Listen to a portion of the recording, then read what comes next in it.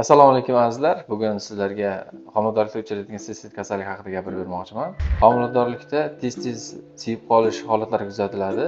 Ba'zan bu holat sistitga bog'liq bo'lmasligi ham mumkin. Sababi bachadonning kattalashishi siydik qopining hajmining kichayishiga olib keladi va buning oqibatida tez-tez hojatga boriladi. Bunday borilgan paytida hech qanaqa og'riqlar, achishishlar bo'lmasligi mumkin. Agar og'riqlar, achishishlar, siyishlar yuzaga keladigan bo'lsa, katta ehtimollar bilan bu siydik qopida infeksiya borligini va siydik qopi devorining yallig'lanishi borligini ko'rsatadi.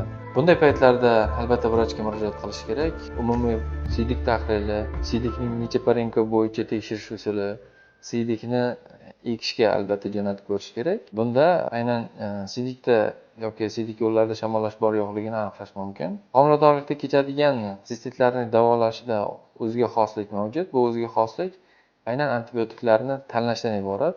Sababi hamma antibiotiklarni ham homiladorlik paytida qo'llab bo'lmaydi. O'zingiz sog'lig'ingizga ehtiyot bo'ling, o'zingizni asrang.